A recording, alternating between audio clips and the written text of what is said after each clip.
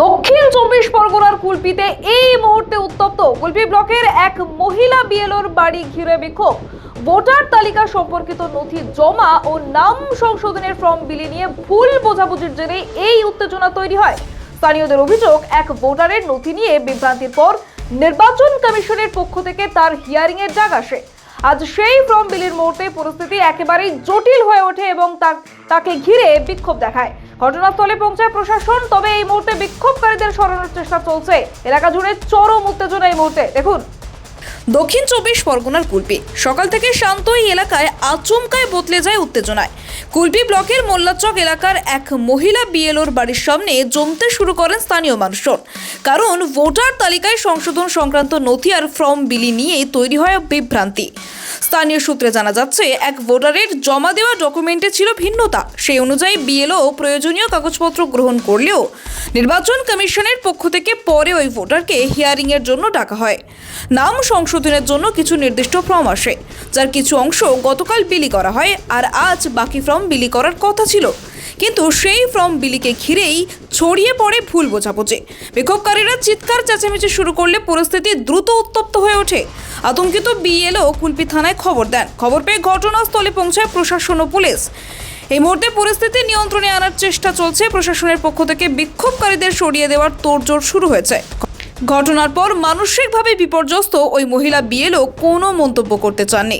Voter তালিকা সংশোধনের মতো সংবেদনশীল বিষয়কে ঘিরে একটি ছোট্ট বিভ্রান্তি কিভাবে বড় উত্তেজনার রূপ নিল কুলপি মোল্লাচক, তারই সাক্ষী রইল আজকের ঘটনা। কে গোপাল সিলের রিপোর্ট, ডিএন নিউজ বাংলা। তাদের আর করা হয়নি, মানে তার ডকুমেন্টস আর ততদিন পর্যন্ত পৌঁছে দেয়নি। তারপরে হিয়ারিং এর নোটিশ দেখলাম আমি তাদের ডকুমেন্টস ফর্ম দিয়ে ডকুমেন্ট দিয়েছিলাম, তাদেরও নাম সব হিয়ারিং এ চলে এসেছে, কারোর আটকায়নি। তারপরে এটা তোমাকে জানানো দরকার ছিল, না কেউ জানেনি।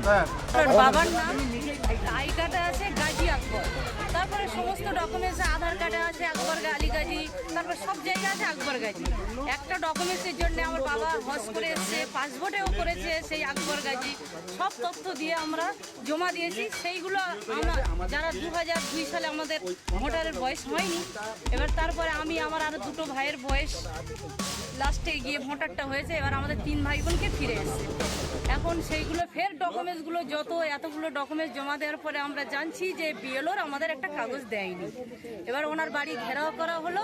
এবার সেটাই বলছে আমার কাগজ অল্প এসেছিল বলে আমি পুরো বাড়ি পৌঁছাতে পারিনি, তার জন্যে এবার আমরা খুব ওখানে ওনার বাড়িতে ঘেরাও করে গন্ডগোল সৃষ্টি একটা হয়ে গেল।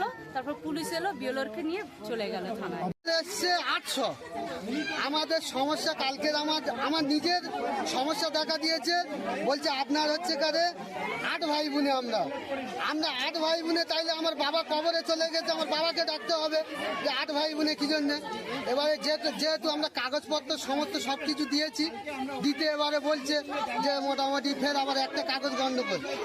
এবারে আমি সরকারকে একটাই কথা বলতে চাই, বিশেষ করে আমাদের দেশের প্রধানমন্ত্রী, যেহেতু ভোট দিই আর না দিই আমাদেরই প্রধানমন্ত্রী, তাহলে আমাদের কথা হলো আপনি সঠিকভাবে এই ভোটারটা ঠিক করুন, যেহেতু যাতে না কোনো সমস্যা দেখা দেয়।